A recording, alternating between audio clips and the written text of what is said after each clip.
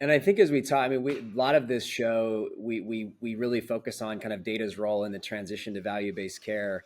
And I think that that's a really important element in terms of, technologists or, entrepreneurs that are looking to come in and help move that industry towards that, that transition or that goal is being in the workflows, being in, working with the thought leaders. And a lot of the purpose of bringing, everyone together on this in this series is to really get some of the, brightest minds to share these, really insightful things and understand the nuances of value-based contracting versus fee-for-service. And it's really unique. And sometimes how the data is prepared and the data elements that you need, things change. And I think it's really important, like you mentioned, to be really deeply collaborative with the health systems and others to make sure that the technology is being applied to a business problem versus just, trying to use technology first and, solve a business problem second. So it's a really important one. And I think it's critical in the speed at which we will achieve some of those goals around, value-based care and other really important initiatives in the industry. Well, Um, while yeah. you're there, I love that you bringing up value-based care because it touches on a couple of things. I'll say something controversial, and you can edit it out if you don't, if it's too controversial. But this is that example where we transformed the entire payment model in healthcare. And it's not a payment model by itself. When you think about it, it takes a whole new structure for nursing in care management. It takes a whole new structure for primary care in managing populations. It takes a whole new. We didn't do any of the upfront work, and then we walked into rooms as healthcare organizations, into rooms filled with payers who had masters and PhD data scientists sitting there with the ability to do amazing risk stratification and understanding the world that they're getting into. And then we are signing contracts with these people. And what you're seeing is lately, especially in the Midwest, is a lot of these people that are doing value-based care are going out of business.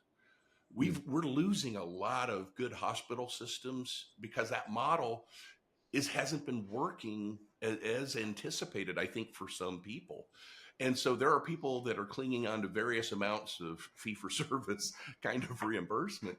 But it is really an interesting world right now where I think that I'm going to guess, knowing the fact that, it was a David and Goliath story that, as I said, I've been in payers' offices and you just salivating over the talent that they have sitting around a table in data. And until we get that sophisticated, it's really, you need to be sitting at the table because it would have told you how you can be successful, how you can get the same insights that your payers got into how to risk stratify and decide whether you're going to take on a particular contract, right? There are loser contracts that can happen where it's a money loser, and you would know it were you able to do the right analytics around it up front. And so I would say that those are the skills, but then you would have to realize that the whole workflow, that was the biggest thing that I was originally going to comment on in this controversial statement, is that we not only went in unarmed. we showed up to a gunfight unarmed. We didn't have any idea the largeness of taking on care management and taking on population risk, because you could have even said, did we have the right conversations to whether that's really what a hospital should be doing? I'm not pushing back on it, but I don't even recall that conversation happening. I recall basically we're heading there, and now you're doing it, and now you're being paid in a particular way, so now you got to do something about it, and that's how we got into this, the tail wagging the dog. But I would say that there's a lot of, if you look around at the health of the healthcare industry right now, there are a lot of systems that are struggling to have any significant margin. And in terms of arming the provider with the insights that they need to be productive in those conversations, have you seen anything that you've used or that's out there that you found successful and that you can share? Well, yeah, I would say that probably all sophisticated electronic health records, and then of course there's a lot of players around building out the concept of registries and building out the Hmm. concept of, you know, care management tools.